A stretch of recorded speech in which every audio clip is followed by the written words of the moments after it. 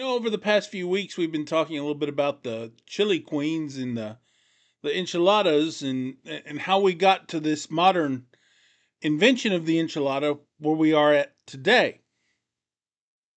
And I wanted to talk a little bit about that today because over the past few weeks, I've been months really delving into where these recipes came from. And it's a real interesting discussion.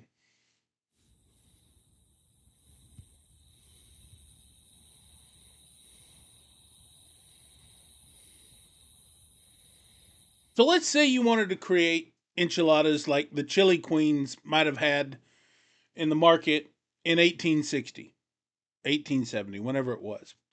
If you wanted to create these enchiladas, this came from an era that was very different than the modern era that we live in today in Texas. You'd be actually, I think you would probably be making something much more simple, much less complicated. And it was much more focused on the chili and on the flavors and not the option of just having something to eat. And I think, first off, I want to be clear on something. Back in the day in the markets, they weren't making thick chili like we know it today. What we've seen today is most of the chili tends to become very cumin or very pepper heavy. Um, it's almost a very thick gravy substance. And that's what most of us know today. That's what we mostly prefer today, right? But back then, their sauces came from various different ingredients, much different than what we have today. Their sauces likely would have had things like dried chilies. It would have had lard. It would have had garlic. It would have had a handful of spices, very select spices in it that are generally a little more difficult to come by today. You, things like ancho chilies you could have gotten pretty easy. I'm not so sure about the pasilla chilies or the maludos, but what mulatto chilies? Yeah, that's what they are. I'm not sure if you could get those so easy today. You can certainly get New Mexico chilies or Texas dried chilies, the red chilies, pretty easy. It may or may not have had some garlic. I don't know. I've seen some of the old recipes. Strangely enough, I had to translate a couple of them from German, actually, to take a look at this. And I had to get a German translator to help me with this because I don't speak, and even he struggled with this, actually. Uh, a native German speaker. And so finding out, learning things from this anthropology of the chili, if you will, it taught us a lot. So once you kind of establish this base, right, with these ancho chilies or whatever kind of chili you're going to use, you start moving into the seasonings. And what I found was is that you use a lot of oregano, Mexican oregano, which is very different than the Italian oregano. There's a little bit of black pepper, not a lot. You'll find in here. Maybe you'll find a little bit of the chili piquin in there. Uh, but a very, very, very little bit of cumin. And what I found was it shocked me because I thought cumin was going to be one of the key spices to this sauce. But it's not actually, not at all. And one of the interesting things though that I found out with this was that they also put cloves in there when they were available. And I found about seven different recipes, one of them dating all the way back to 1868, that had cloves in it, which was just blew my mind. And then another one was cinnamon. That there was this, the cinnamon that we get here. It's a cinnamon stick, right? It's not really cinnamon. It's really a offshoot of cinnamon. So if you go to some of these Mexican markets, you can actually find the real cinnamon. But I was shocked that this cinnamon would be in there. And then of course they would put things like onion, salt, pepper, stuff like that, right? Into the seasoning mix. But that's kind of what the seasonings were all about. Now, you might be asking yourself, well, why clove? Why cinnamon? Think about it. The Canary Islanders. It just made sense. And then they said, you know what? Maybe this tastes good in the chili, so I'm going to put some in the chili. Now, I'm sure everybody had their own way of making chili, like now, but it's very different, right? Very, very, very different way of making it. And so another interesting thing about this is that paprika was not generally included in these recipes, much like we have today. Paprika is found in a lot of chilies today. But the chili powder that we know it today was kind of only the beginning of the commercial appeal. I'm going to get into that here in a little bit. Why I think the food changed from the late 1800s till today. I'm going to get into that here in a minute because it's a very fascinating discussion. Now, I do want to get into some of the things that we learned that none of the recipes dating back to the 1860s, anyway, that we saw, or that I looked at, and I looked at probably over 100 different notes and went interviewed people and stuff about this. We didn't see. I mentioned this earlier. They didn't use a lot of paprika. They were not using a lot of cumin at all. You also didn't find things like tomato sauce, tomato paste, certainly no sugar. They weren't using sugar in this. They weren't using flour to thicken the gravy. That was a no-no. They weren't using chicken bouillon. They weren't using beef bouillon. They weren't using vegetable bouillon. Things like that. They weren't using garlic powder. They weren't using onion powder. None of that stuff. Those things came much later, actually, like much, much, much later in time. The old sauces that we had look much thinner, much brighter, actually, than what we have today. And they tasted, I would guess from what I've tried, and I've made a few of these in testing this, they taste a lot more like chili than the chili itself that we have today. And so as I started looking at, I made this base chili sauce, okay? And it's wonderful. I mean, it was absolutely great. I loved it. But another interesting thing with this was the cheeses that they would use in the enchiladas. That was fascinating in and of itself. So the cheese is kind of where it gets pretty interesting, I guess, if you really look at it, because the cheese that most people imagine today being in the enchiladas, let's say, are kind of these bags of shredded cheese or the Mexican blend cheese or whatever. That in 1860 that would have been almost unknown, right? That would have been so alien to them that it was unreal. More than likely, I think they probably would have had some variation of the queso de mignonita, maybe, which I think is the Mignonite cheese. Very close. Probably it didn't arrive here until much later, but I think that was something close to this that they used quite a bit.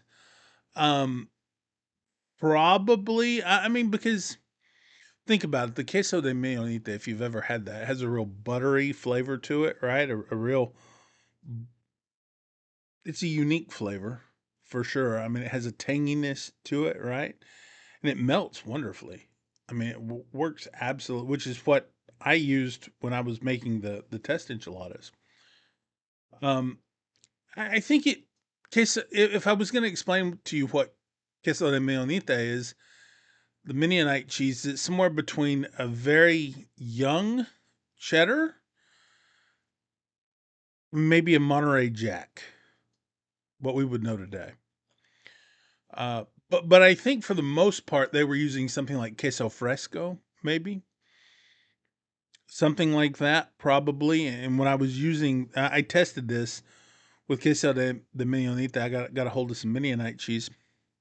It was fine, but they probably used more likely they used queso fresco, which is, if you know, it's possibly the oldest cheese that they would have used, and probably the most common cheese that they would have used. It was crumbly, it was salty, it was not especially melty, but it would have made a good garnish on the enchiladas, because even back then they realized that people ate with their eyes, right? They probably would have used it as a topping, but I think,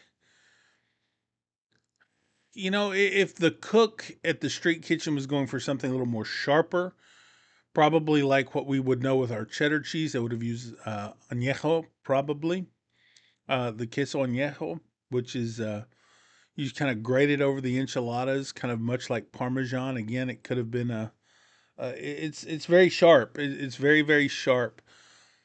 Maybe they used Chihuahua, but it's hard when it comes to cheeses because none of the recipes I found actually had a very specific cheese like using it. But I will say I think they probably used ranch cheese. Now that some of you may be very unfamiliar with the ranch cheese, but from what I understand, looking at this and going back and studying some of the oral history of Texas, uh, interviewing people, talking to people, discussing this with people, um, there was this ranch cheese, okay, the queso de rancho, you know, and these you can kind of think of it to be like farmer's cheese, okay, if you're familiar with farmer's cheese.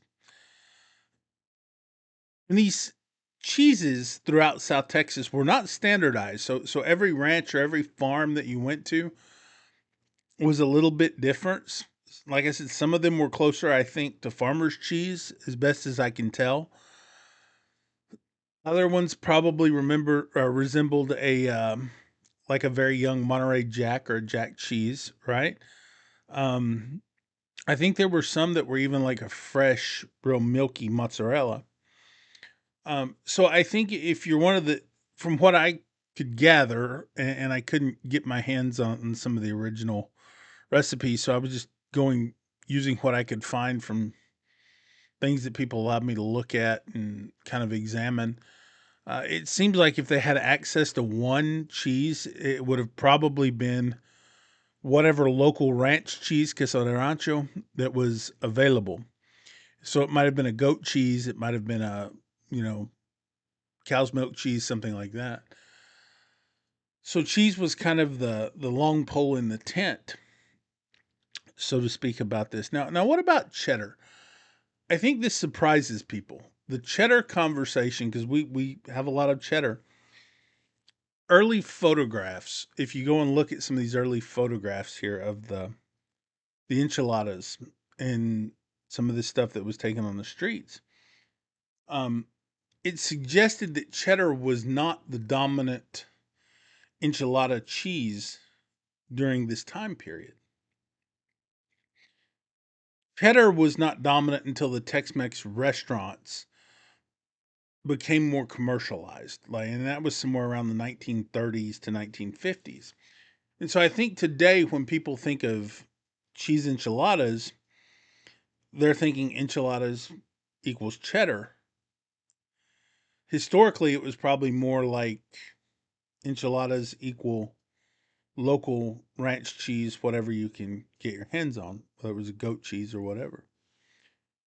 So I think the flavor profile of these things was extremely interesting, extremely interesting. And I think that if you would have gone around 1900 and you sat down at one of these Chili Queens tables there in Market Square, somewhere down in there, you would have probably tasted something that had the smokiness of dried chilies.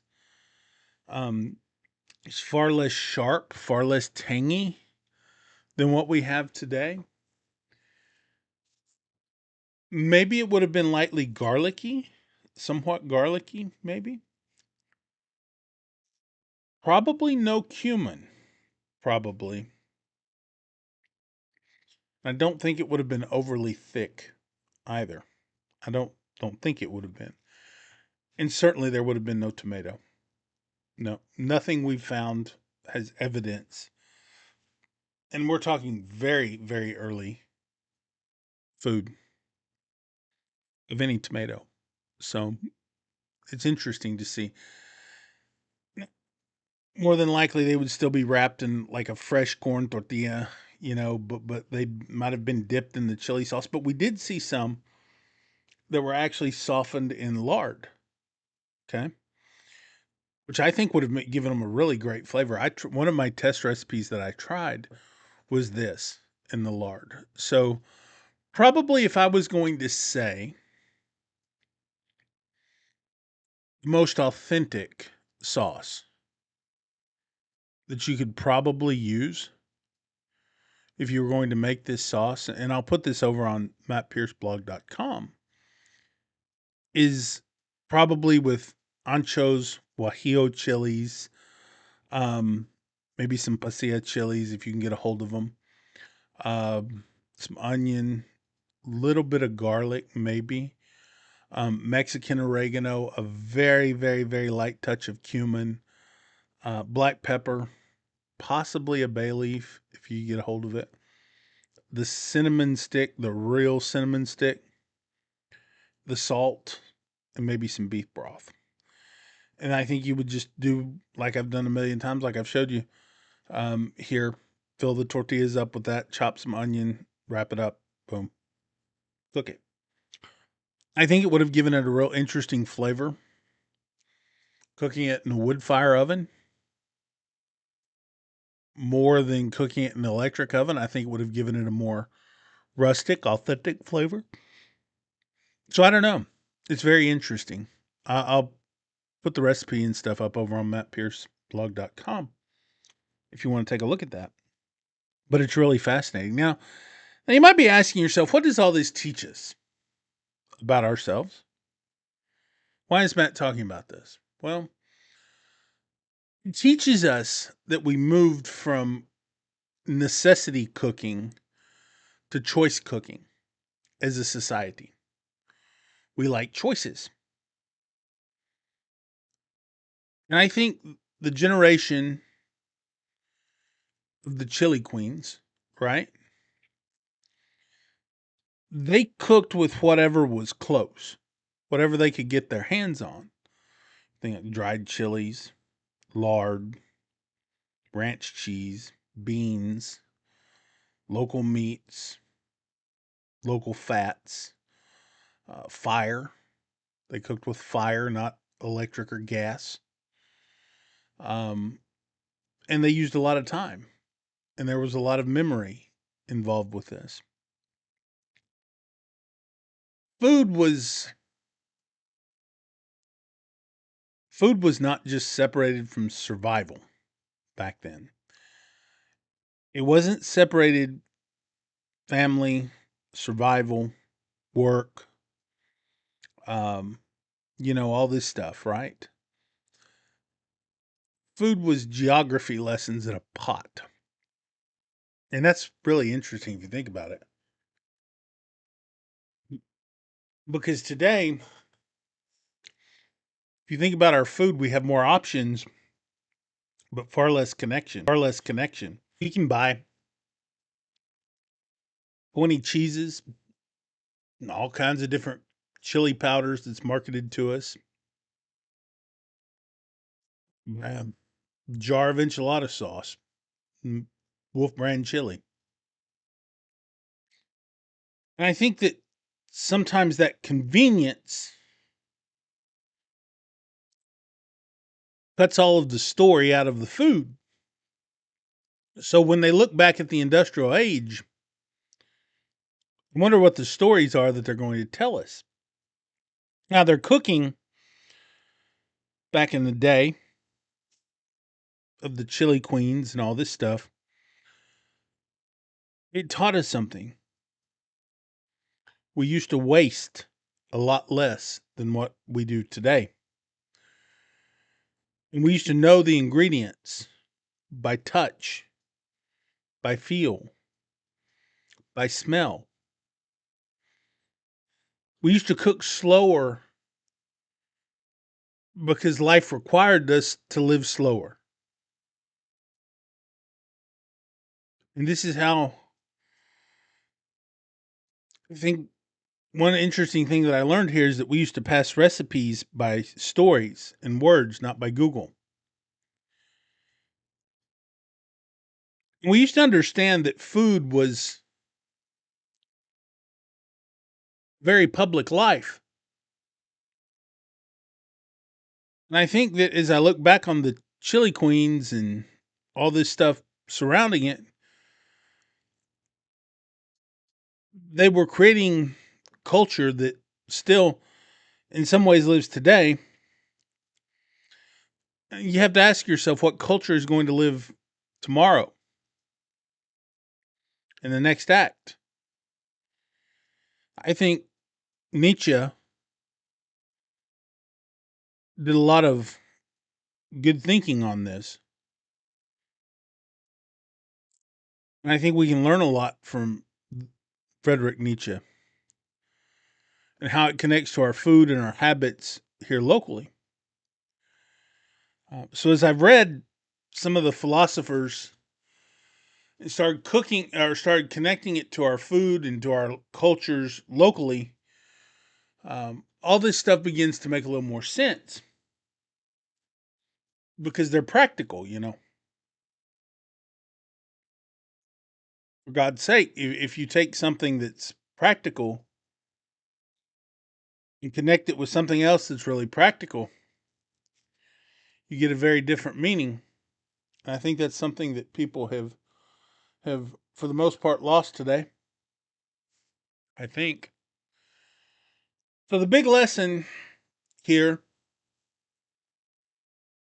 is we've not just changed what we eat. We've changed how close we are to the food and how close we stand to the people and to the places and to the generations and all that stuff. We've distanced ourselves from the labor. We've traded all this in for industrialized convenience. So no, the food is not as clean. It's not as tasty. I would imagine if most of you went to one of the Chili Queen stands or one of the enchilada shops or, whatever, back in the day, you probably wouldn't have liked what you ate. I'll admit it, when I first tried this chili sauce, I didn't much care for it either. It was okay. I mean, one of the recipes I tried had chocolate. Tastes almost like a mole. Fascinating. Had a really interesting enchilada. Uh, but yeah, I think as you explore and as you delve into these things, you learn more about the culture than what the one dimensional culture that we want to exist. And I think that's what's really fascinating about it. So, okay. Well, I know I've been kind of rambling here, so I appreciate you for tuning in and for listening to me on this. I've been delving into this for quite some time now, and I hope you've found some enjoyment to it. So, okay, we'll see y'all later. Take care. Have a good night or a good day, whatever. If you want to, be sure to like, subscribe, comment, and share. Or if you don't. It doesn't make a hill of beans to me. But anyway, all right. Thanks a lot, guys. Take care. Bye.